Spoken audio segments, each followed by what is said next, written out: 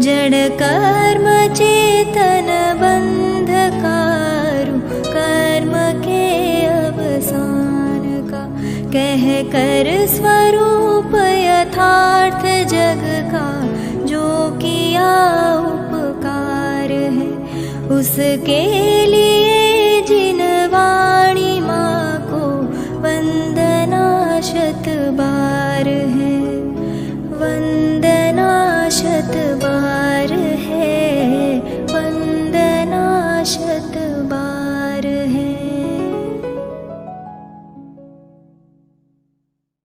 पंक्तियां हैं, केवल 2 पंक्तियां, इसे कहते हैं सूत्र, इसे कहते हैं गागर में सागर, कि उन्होंने पूरा शिक्षा दर्शन 2 लाइन में भर दिया। क्या है वे 2 लाइनें, कितने बढ़िया ढंग से कवि ने लिखी है, ये हमको बहुत अच्छे से समझने की आवश्यकता है। वो लिखते हैं, कितना बढ़िया दौलत राम जी लिख रहे हैं, ताते दुख हारी सुखकार, कहे सीख गुरु करुणाधार, ताही सुनो भवि मन थिर आन, जो चाहो अपनो कल्याण। देखिए, शिक्षा के मुख्य अंग केवल 3 है। 3 ठीक तो सब ठीक। शिक्षा के मुख्य अंग 3 है, और ये 3 ठीक तो सारी शिक्षा सर्वोत्कृष्ट बन जाती है। और वे 3 अंग कौन कौन है? नंबर 1 शिक्षक, नंबर 2 शिक्षार्थी, और नंबर 3 शिक्षा। 3 को सुधारो, बाकी बातों पर ध्यान मत दो।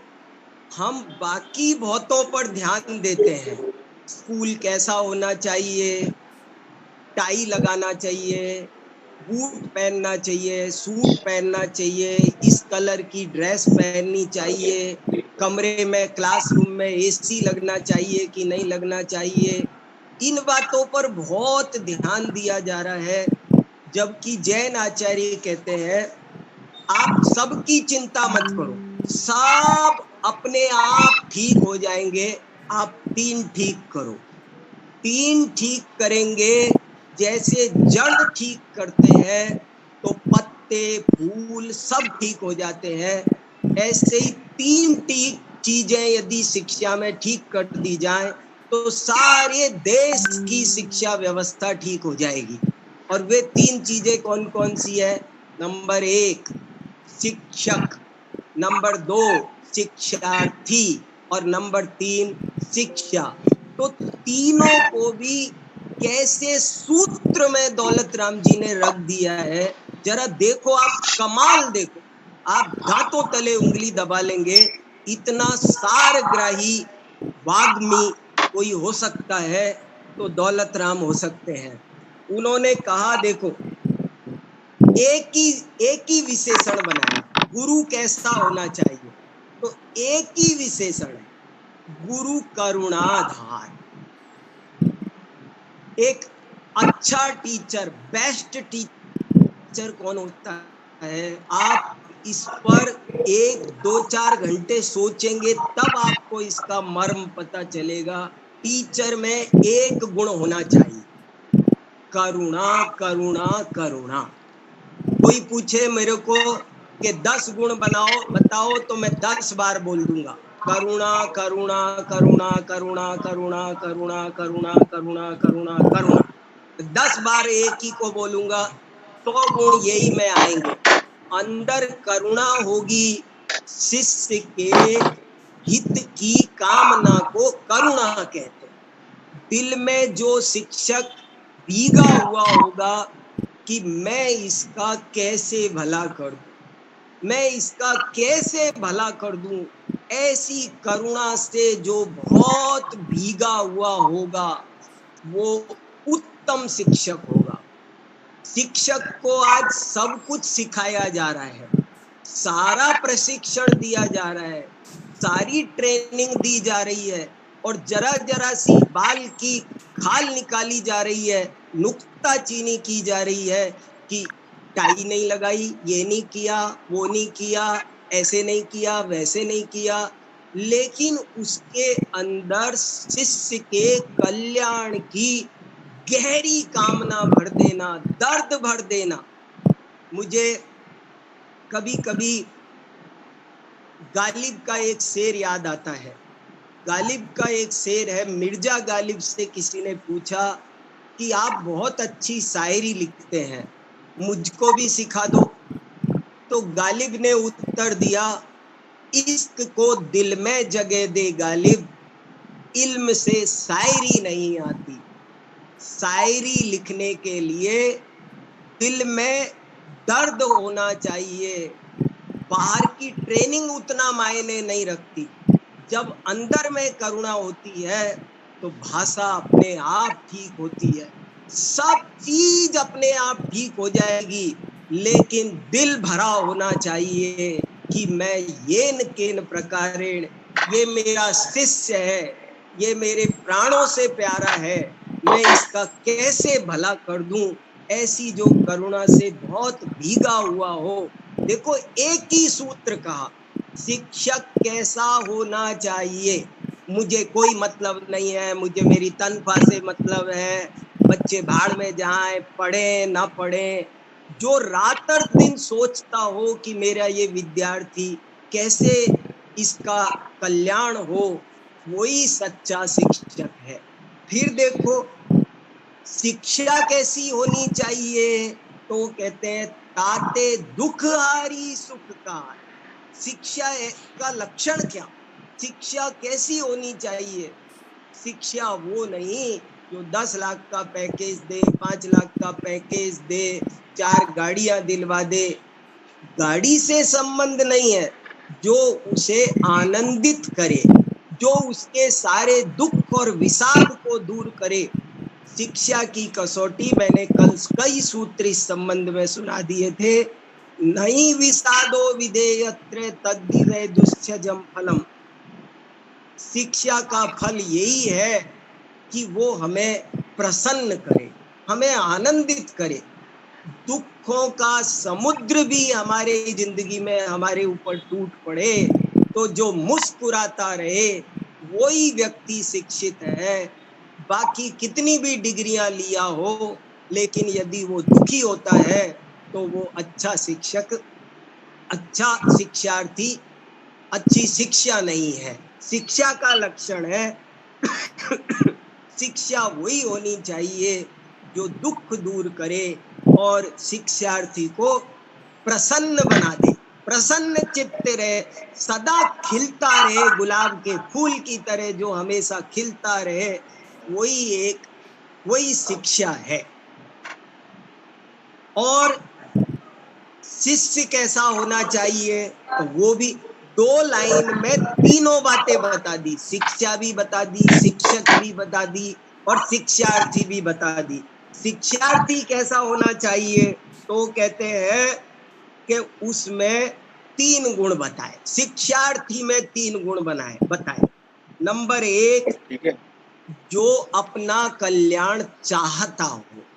पहली बात, मैं अपनी हित कामना में, अब मुझे पढ़ना है, सीखना है, ये इच्छा होनी चाहिए, अपना भला करने की इच्छा होनी चाहिए कि मुझे तो मेरा भला करना है। ऐसी जिसके मन में सुख प्राप्ति की, हित की भावना जिसके अंदर नहीं है, वो विद्यार्थी नहीं है। विद्यार्थी में ये कामना पहली शर्त। दूसरी बात, फिर वो मन स्थिरान, वो एकाग्र मन से सुनता हो। और तीसरी बात, वो भव्य हो। भव्य नहीं होगा तो समझ में नहीं आएगा, मन स्थिर नहीं करेगा तो नहीं समझ सकेगा, चाहेगा नहीं तो जो प्यासा नहीं है उसको कितना भी पानी पिलाओ सब ऊपर से गिजड़ जाएगा। इसलिए मैं आपको ये कहना चाहता हूँ, फिर से अपनी बात को रिपीट करके मैं दूसरे ढंग से अब बात आगे बढ़ाता हूँ कि जैनाचार्यों के शिक्षा संबंधी विचार बहुत संक्षिप्त, व्यावहारिक, वैज्ञानिक, उभय लोक हितकारी, मनुष्य के सर्व दुखों को दूर करने वाले और उसे सर्व प्रकार से सुखी करने वाले हैं। और यदि ये समझ लिए जाएं तो सहज ही सब काम ठीक हो जाते हैं। जैन आचार्य इस बात पर बहुत ध्यान देते हैं और इसके बाद एक ऐसी बात लिखते हैं कि जिसे मैंने अब आज उठाया है। वो ये लिखते हैं कि यदि तुम सच्चे शिक्षार्थी बन गए तो तुमको सब जगह शिक्षा मिलेगी, और यदि तुम सच्चे शिक्षार्थी नहीं बन सके तो तुमको कितना भी बढ़िया शिक्षक मिल जाए, कितना भी बढ़िया विद्यालय मिल जाए, कितने भी स्मार्ट क्लासरूम मिल जाए, तुमको शिक्षा नहीं मिल सकती। किताबें, स्कूल, इन सब का महत्व है, लेकिन इतना नहीं है। वो सब साधन है। असली महत्व आपकी अपनी पात्रता का है, आपकी अपनी विशुद्ध भावना का है। मेरी ये बात अंडरलाइन करने लायक है, बहुत ध्यान देकर ग्रहण करने लायक है। मैं एक बार फिर रिपीट करता हूँ, यदि आप सच्चे विद्यार्थी बन गए तो आपके लिए ये पूरी दुनिया एक पाठशाला बन जाएगी। आपको कहीं भी शिक्षा मिलेगी, गुरु भी हो या ना हो। एकलव्य को द्रोणाचार्य ने नहीं पढ़ाया, पर वो उन द्रोणाचार्य से भी जितना पढ़ता उससे भी अधिक मिट्टी की मूर्ति से पढ़ गया। ये एक कला है। शिक्षा प्राप्त करना एक कला है। यदि यहाँ पात्रता जाग गई तो आपको ये दुनिया किताब बन जाएगी, ये दुनिया टीचर बन जाएगी, आपको शिक्षा मिल जाएगी। और यदि आप विद्यार्थी नहीं बन सके तो आप कितने भी विद्यालय और विश्वविद्यालय और गुरु और किताबें और बढ़िया से नहीं, मुझे तो पेन खराब है, पार्कर का लेके आऊंगा, तुम कोई पेन खरीद के लाओ। शिक्षा के ये सब उपचार साधन है, मुख्य साधन है अपनी पात्रता। और वो पात्रता यदि जगी तो बिना पेन पढ़ जाओगे, बिना लाइट पढ़ जाओगे, बिना स्कूल पढ़ जाओगे। ये दुनिया एक खुली पाठशाला है। ये बहुत गहरी बात जैनाचार्यों ने कही। पात्रता ना हो तो आप नहीं सीख पाओगे कहीं भी। एक व्यक्ति सत्यवादी हरिश्चंद्र का नाटक देखने गया। एक सेठ जी थे, दुकान करते थे, बहुत बेईमानी भी करते ही होंगे, झूठ बेईमानी करते होंगे। तो सत्यवादी हरिश्चंद्र का नाटक देखकर आए तो घर पर पूछा उनसे, पत्नी ने, क्या कैसा लगा आपको नाटक? तो उन्होंने जवाब दिया, सत्य बोलने में कुछ नहीं रखा, सत्य बोलने वाले को बहुत दुख उठाने पड़ते हैं, कभी सत्य नहीं बोलना चाहिए। मैंने तो ये शिक्षा ग्रहण की। देखो अब आप आश्चर्य, अपात्र में, कुपात्र में शिक्षा कैसे प्रवेश नहीं करती है। गलत बर्तन हो तो दूध भी विष बन जाता है। सत्य हरिश्चंद्र नाटक लिखने वाले ने कल्पना भी नहीं की होगी कि मेरे नाटक को देखकर, पढ़कर कोई व्यक्ति ऐसी भी शिक्षा इसमें से निकाल लेगा कि सत्य नहीं बोलना चाहिए। तो ये सब अपनी कमी होती है, इसलिए यहाँ सुधारो।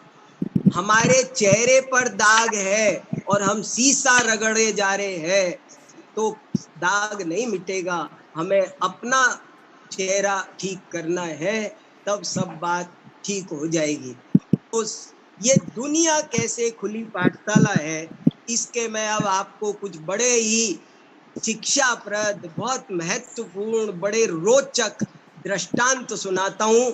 आप आनंद लीजिए, मस्त रहिए, देखिए कितनी अच्छी बात है, मुस्कुराते रहिए जीवन में, कभी भी उदास मत होइए। देखो ये दुनिया कैसे मुस्कुराने की शिक्षा देती है, कैसे बात कहती है, कितनी बातें हैं। ये जगत एक खुली पाठशाला है। मैंने आज के विषय में हेडिंग में पाठशाला डाला है, लेकिन जब आप मेरा ये पूरा विषय सुनोगे तो आप कहोगे अरे पाठशाला, पाठशाला नहीं विश्वविद्यालय कहो। आप कहो कि ये जगत एक खुला विश्वविद्यालय है, ओपन यूनिवर्सिटी, ओपन यूनिवर्सिटी है ये खुला विश्वविद्यालय है। ये हर विषय की शिक्षा देता है। कैसे देता है, तो आपको एक बहुत महत्वपूर्ण बात बताता हूँ। मैं अपनी बात निराधार नहीं कर रहा हूँ। कोई कहे ये बात आप कहाँ से बोल रहे हो हैं, तो मैं आपको सबसे पहले प्रमाण दे देता हूँ। आचार्य उमा स्वामी महाराज ने तत्वार्थ सूत्र के 7वें अध्याय में सूत्र लिखा है 9वें नंबर पर, जगत काय स्वभाव व संवेग वैराग्यार्थम। मेरा व्याख्यान का आज का आधार प्रमाण यही है, जगत काय स्वभाव व संवेग वैराग्यार्थम, कि ये जगत का स्वरूप ही ऐसा है।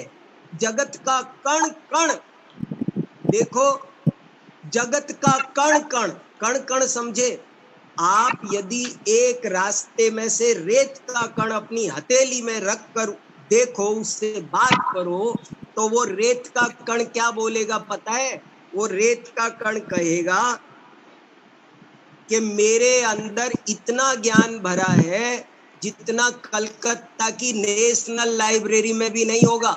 इतना ज्ञान मुझ में भरा हुआ है, तुम मुझे पढ़ो शांति से। मैं कभी नष्ट नहीं होता, कभी पैदा नहीं होता, मेरे में निरंतर उत्पाद व द्रव्य होता है। मुझे ऐसे अनंत गुण मेरे में भरे पड़े हैं, द्रव्य गुण पर्याय अनेकांत स्यादवाद, पूरा द्वादशांग एक रेत के कण में भरा है। पर चाहिए पढ़ने वाला, कोई पढ़ने वाला हो तो वो पढ़ सकता है। एक बार एक मुनि महाराज जा रहे थे, शिवभूति मुनिराज, शिवभूति मुनिराज उनका नाम था। शिवभूति मुनिराज कहीं जा रहे थे तो रास्ते में नदी के किनारे एक महिला दाल धो रही थी। तो शिवभूति मुनिराज ने उससे पूछा कि बहन क्या कर रही हो? बहुत मंद बुद्धि थे, उनको कुछ याद नहीं होता था। भाव पौड़ में उनका उल्लेख आता है, जगह जगह बहुत आता है। तो वो उस महिला ने कहा कि मैं दाल धो रही हूँ, दाल अलग कर रही हूँ, छिलका अलग कर रही हूँ। उड़द की दाल धो रही थी, उड़द की दाल को संस्कृत में मांस बोलते हैं। तुस मांस भिन्न कर रही हूँ मैं, तुस अलग मांस भिन्न। तो शिवभूति मुनिराज ने सोचा क्या बोली ये, तुस मांस भिन्न है, अरे कमाल हो गया। ओहो, जैसे दाल भिन्न है और छिलका भिन्न है, ऐसे ही शरीर भिन्न है और आत्मा भिन्न है। कमाल हो गया। और वे वहीं बैठ गए और उन्होंने शरीर भिन्न है, आत्मा भिन्न है, जैसे दाल अलग है, छिलका अलग है, ऐसे ही शरीर अलग है, आत्मा अलग है, ध्यान लगा दिया और उनको केवल ज्ञान प्रकट हो गया। केवल ज्ञान। बताओ कौन से स्कूल गए, कौन सी पाठशाला में पढ़े, किसने पढ़ाया? वो दाल धोने वाली औरत के उस वाक्य से उनको केवल ज्ञान हो गया, केवल ज्ञान हो गया। तो क्या ये दुनिया खुली पाठशाला है? खुली पाठशाला है। श्रीमद् भागवत नाम का एक वैदिक पुराण है, भागवत पुराण। भागवत पुराण में महर्षि वेद व्यास ने 11वें स्कंद में 9वें सर्ग में एक बहुत बढ़िया प्रकरण उठाया है। उसमें श्री कृष्ण घर के बाहर आंगन में फ्री मूड में बैठे हैं और उद्धव से बात कर रहे हैं, और उसी समय एक दिगंबर साधु वहां से गुजरते हैं। तो श्री कृष्ण उनसे पूछते हैं, दिगंबर साधु से, कि कमाल है, आप ऐसे प्रसन्न कैसे हैं? आप ऐसा लगता है कि आप तो गंगा में बैठे हैं, सारी दुनिया में भट्टी जल रही है, लोग तरह तरह से दुखी हैं, और आप इतने प्रसन्न चित्त कमल जैसे खिल रहे हैं। क्या कारण है? आपने किससे शिक्षा ली? आप अपने गुरु का नाम बताओ। श्री कृष्ण पूछते हैं किससे? दिगंबर मुनि महाराज से। क्या आपके गुरु कौन है? किसने पढ़ाया आपको जो आप इतने प्रसन्न चित्त रहते हो? तो उन्होंने बहुत बढ़िया उत्तर दिया। देखो क्या बढ़िया उत्तर दिया, आप सुनकर गजब आश्चर्यचकित हो जाओगे। वो मुनिराज ने उत्तर दिया, उनको वहां अवधूत का, नग्न अवधूत बोले, वो नग्न अवधूत उन्हें उत्तर दिया कि हे माधव, मैंने जगत की 24 वस्तुओं से शिक्षा प्राप्त की। देखो वो गुरु बता रहे हैं अपने, वो मुनि महाराज कह रहे मेरे गुरुओं के नाम सुनो। तो कह रहे ये पृथ्वी मेरा पहला गुरु है, मैंने इससे शिक्षा ली कि कुछ भी हो, खोद खाद धरती सहे, सहिष्णुता की असीम शिक्षा मुझे इस पृथ्वी से मिली। वायु मेरा दूसरा गुरु है, मैं बहुत शॉर्ट में सुना रहा हूं आपको, समय कम है, बातें बहुत है। वायु मेरा दूसरे नंबर के, मेरे दूसरे गुरुजी का नाम है वायु। मैंने वायु से शिक्षा ली कि कहीं भी रहो, सबके बीच रहते हुए भी निर्लिप्त रहो। हवा सदा बहती रहती है, गुजर जाती है, कहीं भी लिप्त नहीं होती है। ऐसे ही मैंने वायु से शिक्षा ग्रहण की कि सदा निर्लिप्त रहो। मेरे तीसरे गुरुजी का नाम है आकाश। आकाश भी मुझे सबके बीच शुद्ध रहने की शिक्षा देता है। मेरे चौथे गुरुजी का नाम जल है। जल जैसे हमेशा शीतल रहता है, अपनी शीतलता का, पवित्रता का कभी त्याग नहीं करता है, ऐसे ही मुझे शीतलता, पवित्रता कभी नहीं छोड़नी चाहिए। उसमें मल आ जाए, कूड़ा आ जाए, तब भी मलिन होने पर भी जल जैसे निर्मल ही रहता है, गर्म हो जाने पर भी जल जैसे शीतल ही रहता है। ऐसे ही प्रतिकूल परिस्थिति आए तब भी शीतल रहने की शिक्षा मुझे जल से प्राप्त हुई। मेरे अगले गुरुजी का नाम अग्नि है। ऐसे बहुत बात बताते हैं, सदा तेजस्वी रहो, सदा दैदीप्यमान रहो, ये शिक्षा मुझे अग्नि नामक मेरे गुरुजी से प्राप्त हुई। चंद्रमा मेरा गुरु है, सूर्य मेरा गुरु है। मैं आपको लेख दूंगा, ये मैंने लेख लिखा है, तो मैं अपने हर व्याख्यान के साथ आपको लेख भी देते जा रहा हूँ। आप वो लेख भी पढ़ते जाइए, तब आपको पूरा ज्ञान होगा। मैं पूरा सुनाऊं इतना मेरे पास समय नहीं बचता है। कबूतर मेरा अगला गुरु है, कबूतर से मैंने शिक्षा ली। अजगर मेरा गुरु है, समुद्र मेरा गुरु है। देखो गुरुओं के नाम सुनो, कोई व्यक्ति नहीं है, ये सब वस्तुओं के नाम है। दुनिया की नाना वस्तुएं इतनी उच्च कोटि की शिक्षा दे रही है कि जो आज यूनिवर्सिटी में 100 प्रमाण पत्र और शील्डों से अपना शोकेस सजाने वाले के पास भी नहीं होती है, ऐसी शिक्षाएं इन चीजों से मिलती है।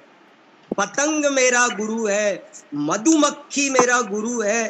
देखो मधुमक्खी मुझे क्या शिक्षा देती है? संचय करोगे तो दुख पाओगे, प्राण गंवाओगे। मधुमक्खी मुझे शिक्षा देती है, मधुमक्खी के पास न तोप है न तलवार, कोई अस्त्र शस्त्र नहीं है, छोटा सा जीव है, कोई ताकत नहीं है उसमें, मगर सारी दुनिया उससे डरती है। जानते हैं क्यों? क्योंकि उनमें एकता होती है। तो ये एकता की शिक्षा, हमारी समाज की उन्नति क्यों नहीं हो पा रही है? क्योंकि हम एक नहीं है। जैन समाज यदि एक हो जाए, जैन समाज को 100 सुधार करने की जरूरत है। मैंने लेख लिखा है, लेकिन मैं कहता हूं 100 मत करो, आप एक सुधार करो। सारी जैन समाज में बस एकता आ जाए, एकता केवल। अपनी अपनी मान्यताओं को आप रखो, छोड़ो मत, लेकिन सब एक भर हो जाओ, जैन समाज आकाश के शिखर को चूम सकता है। इतनी अल्पसंख्यक होते हुए भी बहुत उन्नति कर सकता है, पर एक गुण चाहिए, और वो गुण का नाम है एकता। एक दिन मैं आपको समाज शास्त्र सुनाने वाला हूँ। चलिए, और बहुत सारे गुरु हैं। हाथी मेरा गुरु है, हिरण से मैंने सीखा, मछली से मैंने सीखा, मैंने वेश्या से सीखा, मैंने कुरर पक्षी से सीखा, मैंने बच्चे से सीखा, मैंने कुमारी कन्या के कंगन से सीखा, मैंने बाण से सीखा, मैंने सांप से सीखा, मैंने मकड़ी से सीखा, मैंने भृंगी कीट से सीखा, कुमारी की कंकण। समझे आप क्या हुआ? ये सब आप पढ़ेंगे तब समझ में आएगा, मुझे सब समझाना चाहिए पर समय भाग रहा है तेजी से। देखो एक राजा को दाह ज्वर हो गया, दाह ज्वर माने शरीर में जलन मचती थी बहुत। तो वैद्य ने बताया चंदन घिस के लेप करो, एक ही इलाज है। तो राजा के 32 रानियां थी, सब की सब राजा को शीतलता मिले इसलिए चंदन घिसने के काम में लग गई। तो चंदन घिसती थी तो राजा बाहर बिस्तर पे लेटा था, अंदर वो चंदन घिस रही थी, तो चूड़ियों की आवाज हो रही थी बहुत तेज। तो राजा ने चिल्ला के कहा, अरे मेरा सिर दर्द हो रहा है, तुम क्यों शोर कर रही हो? तुम्हारी चूड़ियों की खन खन से मेरे सिर में दर्द हो रहा है, बंद करो ये खन खन। तो बेचारी बंद कर देती थी, तो बंद करती थी तो राजा कहता था, क्या हुआ, चंदन नहीं घिस रही हो क्या? मेरे जलन मच रही है सारे शरीर में, चंदन घिस के लाओ जल्दी। तो वो रानियां सब बड़ी मुसीबत में पड़ गई। अगर चंदन घिसे तो राजा के सिर में दर्द होता है आवाज के कारण, यदि ना घिसे तो दाह ज्वर परेशान करता है। अब क्या करे?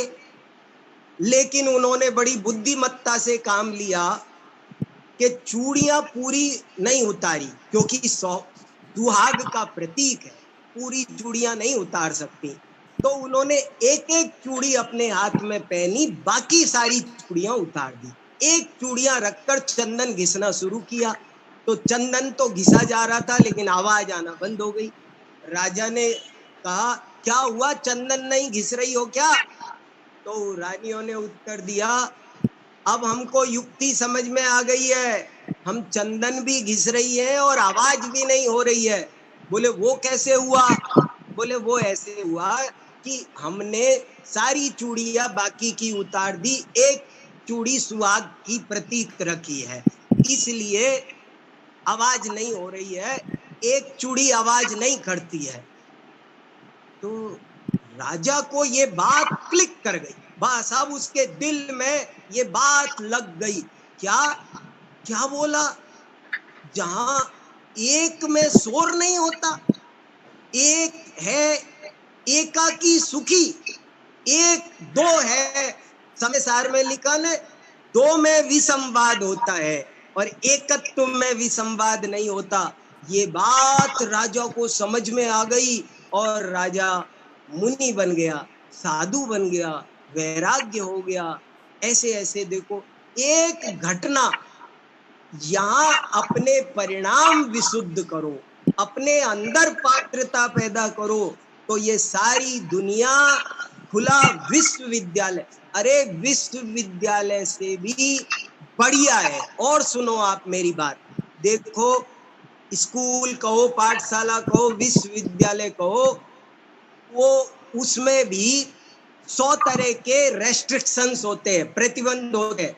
कभी भी कोई भी नहीं जा सकता, कभी भी किसी को एडमिशन नहीं मिल सकता, फीस देनी पड़ती है 10 तरह की, 10 तरह के और सब झंझट पालने पड़ते हैं, तब जा करके कोई उस स्कूल में जा सकता है, प्रवेश मिल सकता है।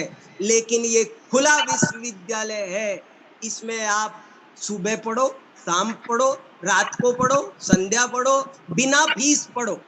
बिना फीस का, बिना रजिस्ट्रेशन का, बिना किताब कागज ब्लैक बोर्ड का, ये कैसा सबके लिए सुंदर, स्वस्थ, सस्ता, सुंदर, टिकाऊ, मजबूत, क्रांतिकारी, कल्याणकारी, सर्वत्र है। इसलिए कैसी कैसी उत्तम शिक्षा इससे मिलती है, ये हमको समझने की बात है। अभी आपको और सुनाता हूँ। देखो कैसे कैसे बहुत सारी, आपने सुना होगा पूज्यपाद आचार्य को कैसे वैराग्य हुआ। पूज्यपाद आचार्य देवनंदी बहुत बड़े राजा के बेटे थे और एक दिन कहीं पार्क में घूमने गए। पार्क में घूमने गए तो वहां एक सांप ने एक मेंढक पकड़ रखा था और वो मेंढक तड़प रहा था। मेंढक अपनी ताकत लगा रहा था बाहर निकलने के लिए और सांप अपनी ताकत लगा रहा था उसे खाने के लिए। जद्दोजहद चल रही थी, बहुत देर बीत गई और इस जद्दोजहद को पूज्यपाद की गृहस्थ अवस्था में देवनंदी राजकुमार, जो भी उनका नाम रहा होगा, उन्होंने ये घटना देखी और उनको वैराग्य हो गया। जगत काय स्वभाव हुआ संवेग वैराग्यार्थम, ये संसार का स्वरूप ही ऐसा है मित्रों, वैराग्य हो जाए। बनारसी दास जी ने बहुत बढ़िया दोहा लिखा। बनारसी दास जी ने लिखा कि एक दिन मेरे घर में क्या हुआ। बनारसी दास जी का अर्ध कथानक हिंदी भाषा की संसार की सबसे पहली आत्मकथा, गिनीज बुक में जिसका नाम है जैन आत्मकथा, पहली आत्मकथा बनारसी दास जी की। उस आत्मकथा में उन्होंने लिखा कि मेरे घर में एक दिन क्या हुआ। नानी मरण सुता जन्म, पुत्र वधू आगोन, तीनों कारज एक दिन, भय एक ही भौन। कि मेरे घर में एक दिन ऐसा हुआ कि जन्म भी हुआ, मरण भी हुआ और परण भी हुआ। परण माने विवाह। नानी की, उस घर में नानी आई हुई थी तो नानी की मृत्यु हो गई। नानी मरण सुता जन्म, और घर में बेटी का जन्म हो गया और बेटे की शादी हुई थी तो बहू भी घर में आई थी। एक ही दिन में तीनों का, नानी मरण सुता जन्म, पुत्र वधू आगोन, तीनों कारज एक दिन, भय एक ही भौन। और अगला दोहा सुनो आप, वो और मार्मिक है। यह संसार विडंबना, देख प्रगट दुख खेद, चतुर चित्त त्यागी भये, मूढ़ न जाने भेद। अज्ञानी इस रहस्य को नहीं समझ पाता, लेकिन ज्ञानियों के लिए ये घटना वैराग्य का कारण बनती है, वैराग्य का कारण बनती है। अज्ञानी है जो देखता रहता है कि दुनिया में आग लगी हुई है और जलता रहता है भट्टियों में। यहाँ पात्रता ठीक नहीं हुई, इसलिए ये सब गड़बड़ हो रही है। जैन आचार्यों का ये उत्कृष्ट शिक्षा दर्शन है, यहाँ सुधारो, यहाँ ज्ञान यहाँ से प्रकट होगा, ज्ञान का खजाना अंदर भरा हुआ है। ये गजब की बात है। और सुनो आप, देखो जब ये पात्रता जगती है तब क्या क्या होता है, आप आश्चर्य करोगे। पुराण भरे पड़े हैं, आप पुराण उठाओ, कौन किसको पढ़ाता है, कौन किसको पढ़ाता है। जब योग्यता आती है, नाग्यो विज्ञत्वम आयाति, विज्ञो नाग्यत्वम रिच्छति, सब निमित्त मात्रम अन्यस्तु गतेर धर्मास्ति कायवत। ये कैसे शिक्षा प्राप्त होती है, देखो तो सही गजब की बात। जब पात्रता पक्की है तो एक सफेद बाल देख करके वैराग्य हो जाता।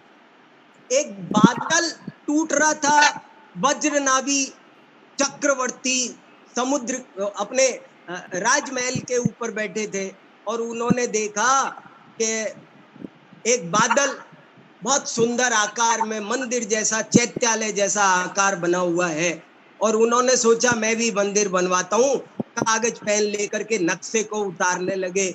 इतने में तो वो सारा विलीन हो गया। उसे विलीन होता देखकर सोचा, ओहो, जैसे ये बादल विलीन हो गया ऐसे सारा संसार क्षण भंगुर, और उन्हें वैराग्य हो गया और सारा चक्रवर्तित्व छोड़ करके वे वैरागी बन गए। किसने शिक्षा दी मुझे बताओ आप? कभी कभी एक बाल शिक्षा दे देता है, एक बादल शिक्षा दे देता है, एक इंद्रधनुष। देखो यशस तिलक चंपू में लिखा भी है, दूसरे अध्याय का 104 नंबर का श्लोक है, कितना बढ़िया। मुक्ति श्रिया प्रणय वीक्षण जाल मार्गा पुंसाम चतुर्थ पुरुषार्थ तरु प्ररोहा निःश्रेयसामृत रसा गमनाग्रदूता शुक्ला कचाननु तपश्चरणोपदेशः। शुक्ला कच्चा, कच माने बाल, शुक्ल माने सफेद, ये सफेद बाल तपश्चरण का उपदेश देते हैं, तपश्चरण का। अब चेक करो हमारी हालत, चेक करो हम कैसे हो रहे हैं। हम तो बाल सफेद हो तो डाई लगाते हैं, भले वो चाहे केमिकल नुकसान करे, सिर खराब हो, क्या हो रहा है यहाँ हम अभी शिक्षा, अभी हमारी काल लब्धि नहीं आई, अभी हम में पात्रता प्रकट नहीं हुई, इसलिए हमको कोई चीज शिक्षा नहीं दे पाती है। और जिनको ये सफेद बाल आए, ये क्या है, क्या है मित्रों? सोचो सोचो, शांति से सोचो। सफेद बाल आए, ये सफेद बाल शिक्षा दे रहे हैं, संयम धारण करो भैया, तप करो तप। अभी भी तुम रात्रि भोजन नहीं छोड़ सके, अभी भी तुम अभक्ष भक्षण नहीं छोड़ सके, अरे फिर कब करोगे? ये मृत्यु बहुत निकट आती जा रही है, इसकी सूचना है, ये यमराज की चिट्ठी है। कहानी सुनाऊंगा एक, अभी समय नहीं, बाद में सुनाऊंगा। एक कथा साहित्य पर भी एक व्याख्यान करूंगा, तब आपको कहानी सुनाऊंगा इसकी, बहुत अच्छी, बहुत बढ़िया बढ़िया कहानियां हैं। क्या क्या शिक्षा, ये दुनिया खुला विश्वविद्यालय है। हम शिक्षा ग्रहण करना सीख जाए। एक सुनो बहुत बढ़िया, आत्मानुशासन नाम का ग्रंथ है, गुणभद्राचार्य ने लिखा है। उसमें लिखा तराजू भी शिक्षा देती है। तराजू होते, देखो हम बनिए रात और दिन दुकान पे तराजू के आगे बैठे रहते हैं, उसी में डूबे हुए हैं। जैसे अन्न का कीड़ा अन्न की बोरी में ही पैदा होता है, वहीं खाता है, वहीं मलमूत्र करता है, वहीं मर जाता है। ऐसे हमारी जिंदगी तराजू में ही बीत रही है, लेकिन फिर भी हमको तराजू से शिक्षा नहीं मिल रही। कैसी हमारी अपात्रता है। तराजू क्या शिक्षा दे रही है? देखो तराजू की शिक्षा सुनो आप। अधो जिर्गक्षवो यान्ति यान्ति ऊर्ध्वमजिघ्रक्षवः इति स्पष्टं वदन्तौ नामो नामौ तुलान्तयो। तराजू के दो पलड़े होते हैं, और जो पलड़ा ग्रहण करता है, जिसमें सामान रखो, परिग्रह रखो, बोझा रखो, वो नीचे झुकता है, और जिसमें से हटाओ वो ऊंचा उठता है। तो तराजू ये शिक्षा देती है कि परिग्रह ग्रहण करोगे तो पतन होगा, और परिग्रह का त्याग करोगे तो उत्थान होगा। अब ये उत्थान और पतन का कितना सीधा, सच्चा, सरल, मार्मिक, महत्वपूर्ण सूत्र है, पर हम तो अंधे हो रहे हैं, कान बहरे हैं, ना हम सुन रहे हैं, ना हम देख रहे हैं, हमें कुछ समझ में नहीं आ रहा है क्या हो रहा है। तराजू शिक्षा का पलड़ा शिक्षा दे रहा है कि जितना जोड़ोगे, जितना बढ़ाओगे, ये नौका है, नौका, और जितनी भरेगी उतनी डूबेगी, खाली करोगे तो तैरेगी। परिग्रह के त्याग की कितनी उत्तम शिक्षा अरे मेरे से हो बिना ही नहीं रहा बोले। ना, वही तो तकलीफ है। अरे मैं भगवान कुछ की बना, पर मूर्ति अभी भी मैं बीच में ट्राई बिना कर रहा हूँ, बोले तो नहीं शिक्षा हो रहा है वो। देती है। पता नहीं क्या एक दिन जैन है। चित्रकला पर हम बात करेंगे।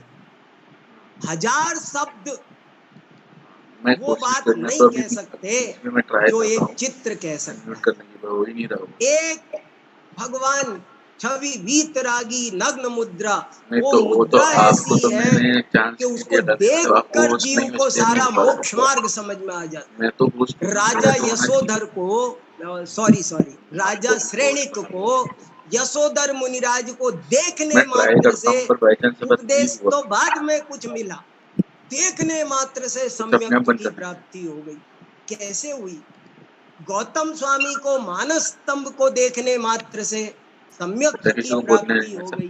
तो कैसे कैसे प्राप्त ज्ञान प्राप्त होता है। आपको अपने मैंने देखो परिणाम पोस्ट बना विशुद्ध दिया, एक करो, बार म्यूट अनम्यूट करके कसाय देखो। छोड़ो, समझो क्रोध मान माया लोभ ये कसाय दुखदाई है। ये कसाय बहुत बड़े स्पीड ब्रेकर है, ये बहुत बड़े रोड़े क्या हैं ऑप्शन है? जो हमको पढ़ने नहीं देते, हमें सीखने नहीं देते, हमें बड़ा नहीं बनने 5 मिनट देते, बाद सो जाना हमारा भाई साहब। जीवन मंगलमय नहीं बनने देते। ये इनको छोड़े बिना काम हाँ, बनने तो वाला नहीं है। 5 मिनट के बाद ये करके सो जाओ आप 1 घंटा। एक महात्मा जी थे, तो वो उपदेश दे रहे थे, तो राजा भी आया एक दिन।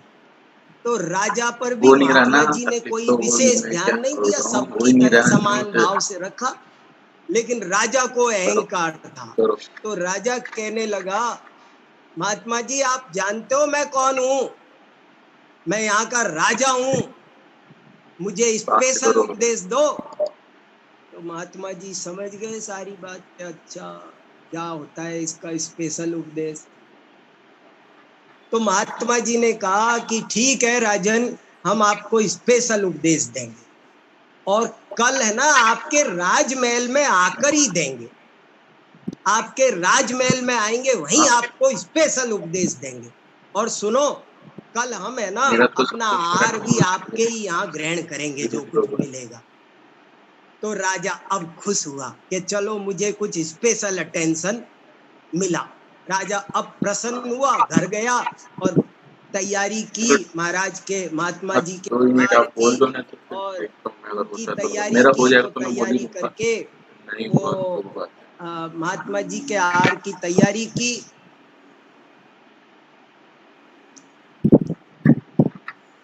महात्मा जी के आहार की तैयारी की।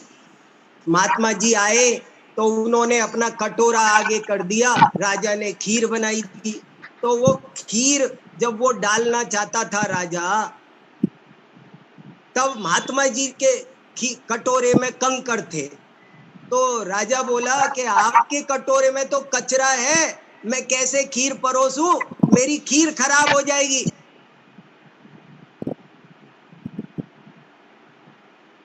दूंगा। महात्मा जी ने फिर कहा कि राजन, इसी तरह मैं भी आपको स्पेशल उपदेश देना चाहता हेलो, हूँ, हाँ आप लेकिन आप आपके भी करो, हृदय क्योंकि मेरा में तो ये अभी OBS चल रहा है ना, अहंकार लाइव नहीं का हो पा रहा कचरा है। भरा हुआ है, हाँ, तो पहले ये उसे होगा। दूर करो, तब मैं आपको स्पेशल उपदेश दूंगा। तो पहले शिक्षा को प्राप्त करने के लिए से विद्यार्थी को योग्य बनाया जाता था। सुदृष्टि तरंगिणी नाम का एक सुंदर ग्रंथ है, देखो उसने क्या लिखा। सुदृष्टि तरंगिणी ग्रंथ में एक बहुत बढ़िया श्लोक आता है, याचिका नैव याचन्ते बोधयन्ति ग्रहे ग्रहे दीयताम दीयताम लोके स्वदानात् फलमिद्रसम। इसका फिर हिंदी अनुवाद भी दयानंद राय जी ने किया है। उन्होंने लिखा, याचक नाही मांगते घर घर देते ज्ञान, देव देव है सतपुरुष नहीं दिया मुझ जान। कि आपके क्या, कितनी बढ़िया कितनी ऊंची बात है। आपके दरवाजे पर कोई भिखारी आया है तो वो भीख मांगने आया है ऐसा सोच रहे हो ना आप, कि वो आपसे कुछ लेने आया है, भीख लेने आया है। क्या उत्तर दे रहे हैं, वो कह रहे वो आपसे भीख लेने नहीं आया, आपको ज्ञान देने आया है। ओहो, क्या ज्ञान देने आया है वो ये ज्ञान देने आया है, भिखारी ज्ञान बांट रहा है, भिखारी दरवाजे दरवाजे पर जाकर ज्ञान बांट रहा है। क्या ज्ञान बांट रहा है कि मैंने भी कभी पूर्व में पुण्योदय से संपत्ति प्राप्त की थी, लेकिन अकेले ही भोगा, किसी को दिया नहीं, जोड़ के छोड़ के मर गया, पर परोपकार नहीं किया, इसलिए मैं आज भिखारी के रूप में हूँ। देखो, अगर मुझसे शिक्षा ले सको तो मैं चलती फिरती प्रयोगशाला हूँ। ये दुनिया चलती फिरती लेबोरेटरी है, प्रयोगशाला। वो भिखारी क्या है ये? बोले मैं प्रयोगशाला हूँ, मुझे देख करके तुम शिक्षा ले सको तो ले लो कि ये पुण्योदय से लक्ष्मी प्राप्त हुई है, निज हाथ दीजिए, अरे देओ, दान देओ, इसे परोपकार में जो लगाए वही समझदार है। कितनी बढ़िया शिक्षा देती है, चक्की शिक्षा देती है। हमारा समय हो गया, 2-3-4 मिनट में मैं बात पूरी करता हूँ। बहुत बढ़िया बढ़िया बातें हैं। देखो पनघट से शिक्षा मिलती है। कुएं पे पनघट होता है ना, करत करत अभ्यास के जड़ मति होत सुजान, रसरी आवत जात ते सिल पर परत निशान। कितनी बड़ी बड़ी बात है। बड़े बड़े लोग उस पनघट से शिक्षा लेकर, बड़े बड़े एक वैयाकरण थे ना, बोपदेव वैयाकरण, वो आत्महत्या, बोपदेव नाम के एक वैयाकरण हुए हैं। बहुत मंदबुद्धि थे, कुछ याद नहीं होता था, और कुएं पे गए थे कि डूब मरूंगा, मरने के लिए गए थे। और जब वहां देखा कि पनघट रस्सी से घिसा हुआ है, तो उन्होंने कहा जब रस्सी से पत्थर कट सकता है तो मैं क्यों नहीं सूत्र याद कर सकता। और वो बहुत बड़े वैयाकरण बने। तो पनघट ने शिक्षा दे दी। देखो, चक्की शिक्षा देती है। चक्की क्या शिक्षा देती है? चलती चक्की देख कर दिया कबीरा रोए, दो पाटन के बीच में साबित बचान न कोई। चक्की शिक्षा दे रही है कि ये दुनिया है, ये दो पाटों की है, और जो इन दो पाटों के बीच में फंसेगा, राग द्वेष के दो पाट में जो फंसेगा, वो कोई नहीं बचेगा, पिस जाएगा, नष्ट हो जाएगा, चकनाचूर हो जाएगा।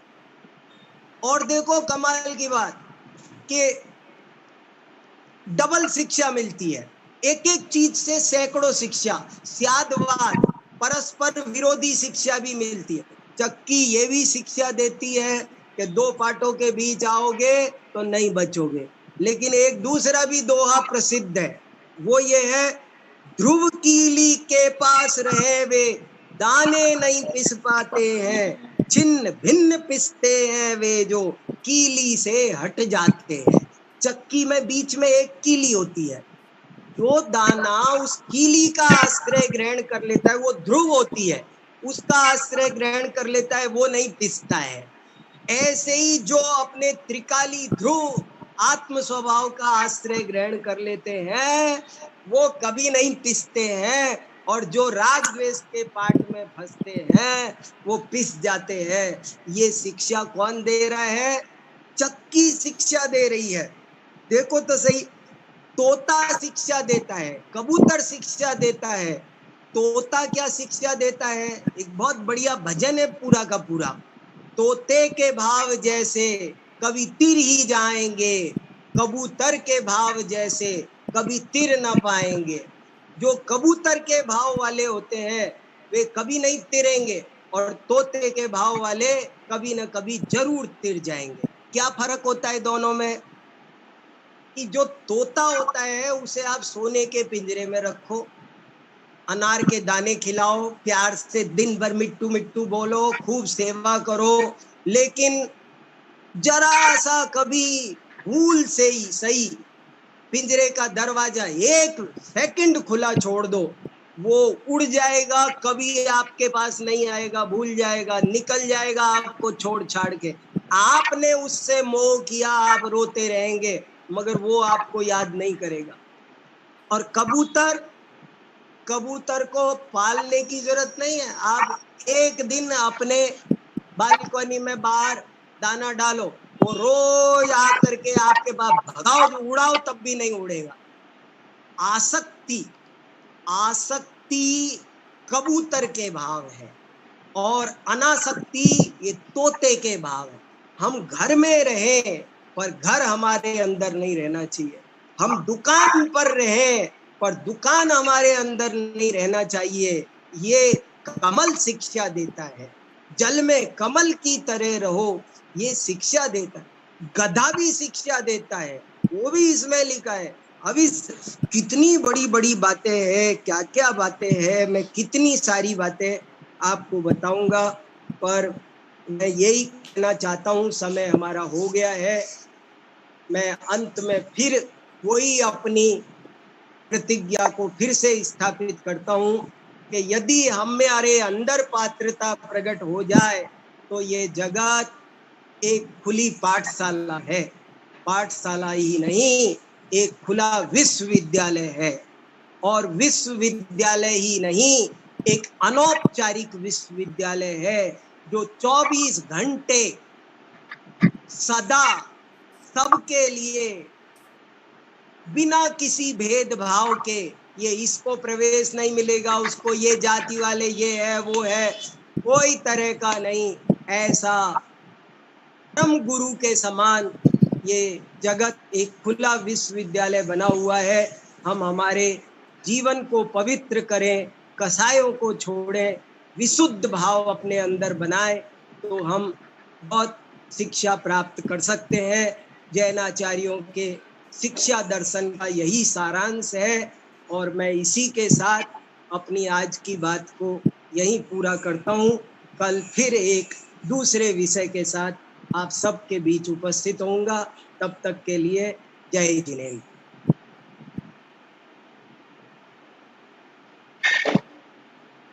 यदि हम सच्चे छात्र बन जाएं तो पूरी दुनिया ही हमारे लिए पाठशाला विश्वविद्यालय के समान है।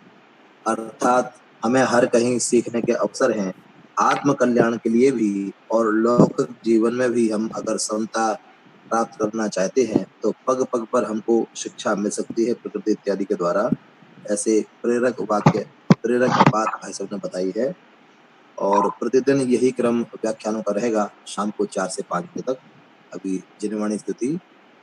निज निधि निज में बताई, यह अनंत उपकार है, उसके लिए जिनवाणी माँ को वंदना शत बार है, वंदना शत बार है। जिनवाणी माता की जय।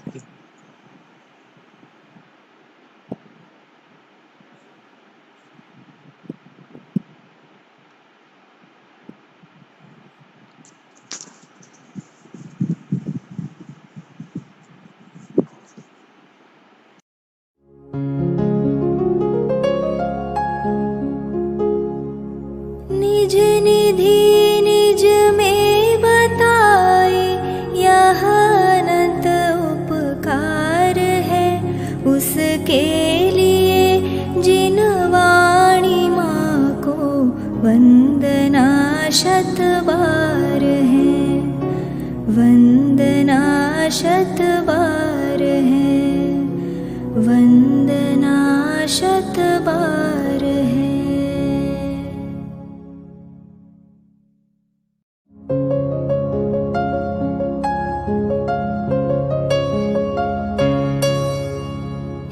जिनवाणी भारती तो ही जपो दिन रैन, जो तेरी शरणा गहे सो पावे सुख चैन। जावाणी के ज्ञान ते सूझे लोकालोक, सोवाणी मस्तक नवो सदा देत हो ढोक, सदा देत हो